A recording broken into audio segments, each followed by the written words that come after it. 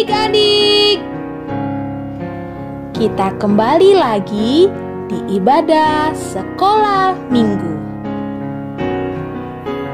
Sebelum mendengarkan firman, kita memuji Tuhan dengan pujian Allah Kuasa.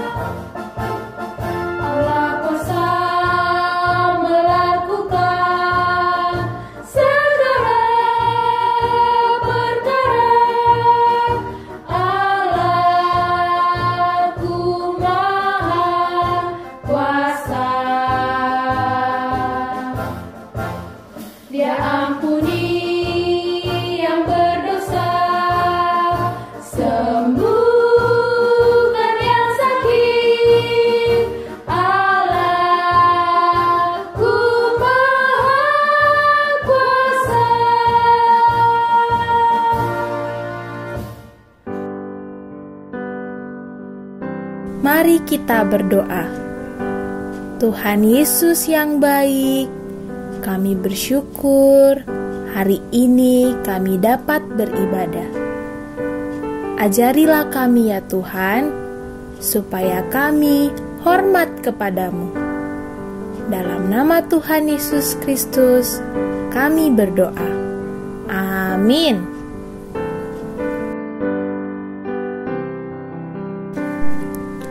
Adik-adik, hari ini kita akan mendengarkan cerita bagaimana Allah berkuasa atas segala sesuatu. Setiap hidup manusia dan kekuatan setiap orang ada dalam kuasanya. Nah, hari ini kita mendengarkan cerita seorang hakim. Adik-adik, apakah itu hakim? Adik-adik, kalau di dalam Alkitab ada namanya Kitab Hakim-Hakim. Di dalamnya ada nama-nama hakim yang dituliskan sebagai pemimpin Israel sesudah zaman Yosua dan sebelum ada raja. Mereka itu harus berani dan kuat adik-adik, karena mereka seperti pahlawan. Hari ini kita belajar tentang Hakim Gideon. Hakim-Hakim pasal 6 sampai pasal 8. Adik-adik, sebelum Gideon menjadi hakim, bangsa Israel melakukan yang jahat di mata Tuhan. Karena itu, Tuhan membiarkan mereka dikalahkan oleh orang Midian selama 7 tahun. Orang Midian sangat berkuasa dan kejam atas orang Israel. Semua harta orang Israel diambil oleh orang Midian. Itu sebabnya orang Israel sangat miskin. Akhirnya, orang Israel berseru kepada Tuhan untuk meminta tolong. Adik-adik, Tuhan menjawab teriakan orang Israel. Tuhan mengutus seorang nabi kepada mereka untuk mengingatkan bahwa Tuhan Allah telah melepaskan mereka dari perbudakan di Mesir dan memberikan tanah perjanjian kepada mereka. Tuhan juga telah berkata bahwa Tuhan Allah lah yang patut disembah, bukan yang lain.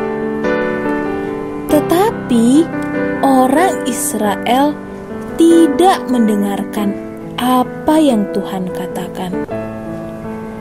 Setelah memperingatkan mereka, Tuhan mengutus seorang hakim bernama Gideon. Ia diutus untuk memimpin bangsa Israel. Adik-adik, awalnya Gideon tidak mau karena dia merasa tidak sanggup memimpin bangsa Israel melawan bangsa Midian. Dan dia pun merasa bahwa dia paling muda, masakan dia yang memimpin.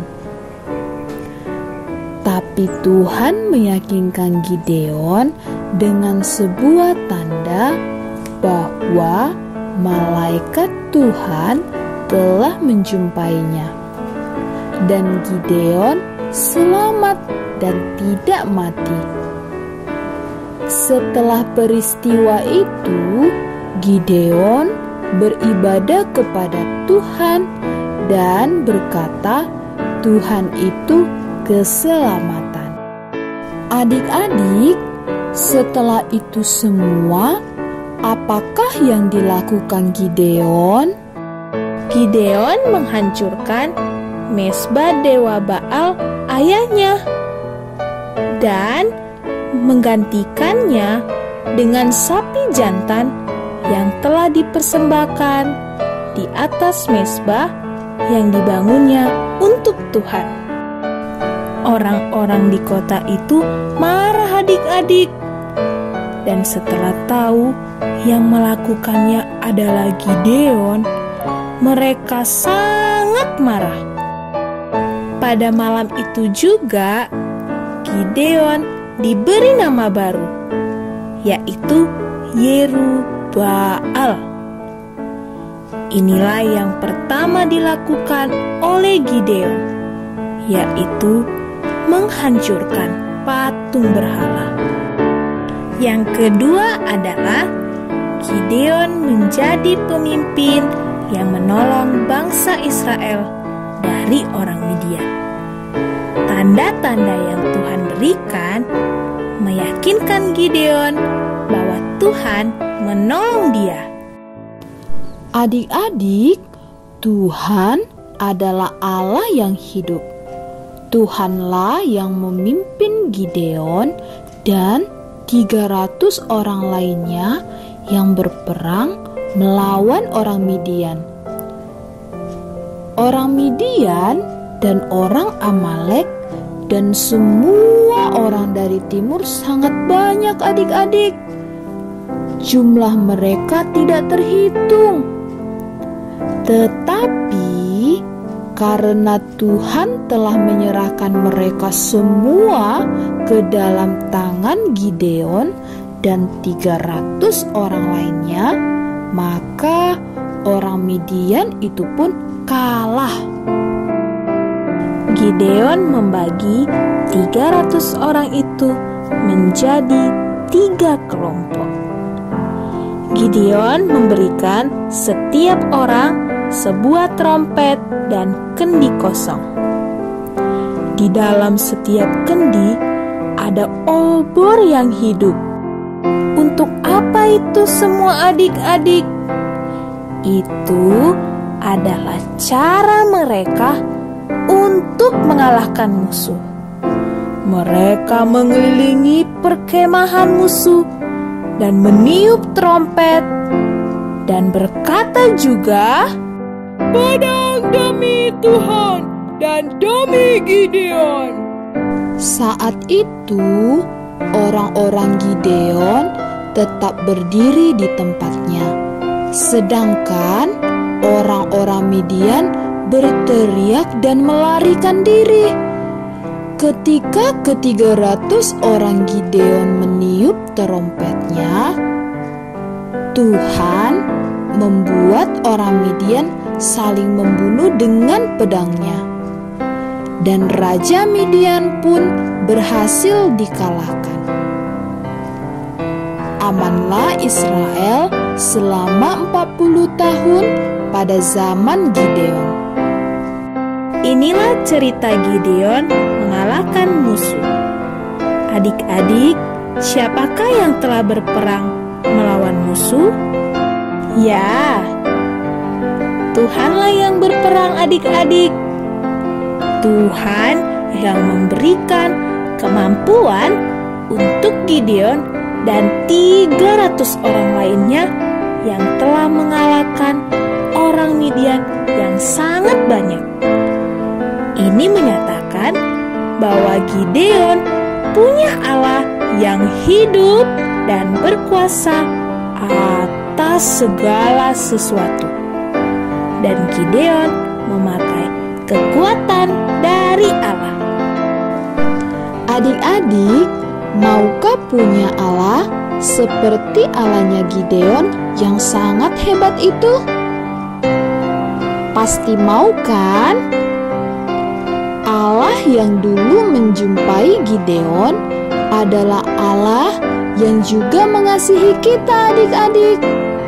Allah yang mengasihi kita itu telah datang ke dalam dunia sejak 2000 tahun yang lalu. Itulah Yesus Kristus. Yesus Kristus adalah Allah yang berkuasa yang mengalahkan musuh kita, yaitu iblis. Kematian Kristus di kayu salib telah mengalahkan kuasa iblis dan memberikan kemenangan bagi kita. Kemenangan bagi kita adalah dosa kita diampuni dan selamat dari maut. Dan yang telah melakukannya adalah Yesus Kristus. Maukah adik-adik menang? Maukah adik-adik diampuni dosanya dan selamat dari maut? Yesus Kristus adalah jalannya. Percayalah kepadanya dan terimalah kemenangan itu. Ayat hafalan Kolose 1 ayat 14. Di dalam Dia kita memiliki penebusan kita, yaitu pengampunan dosa. Kolose 1 ayat 14. Demikianlah cerita kita hari ini, adik-adik. Mari kita memuji Tuhan, Allah kuasa.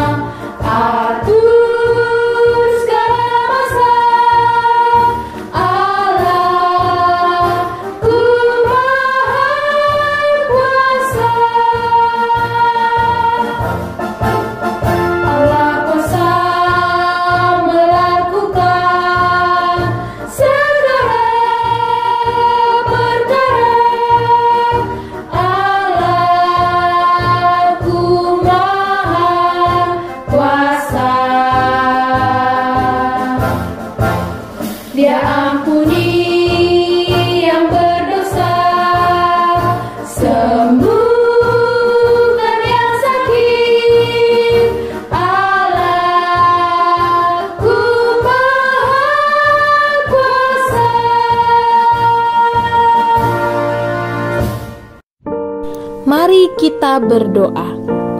Tuhan Yesus yang baik, kami berterima kasih hari ini kami sudah mendengarkan firman-Mu. Ajari kami Tuhan, supaya kami dapat mengerti firman-Mu, dan supaya kami juga dapat memiliki Allah yang hidup seperti Gideon. Di dalam nama Tuhan Yesus Kristus, kami telah berdoa. Amin.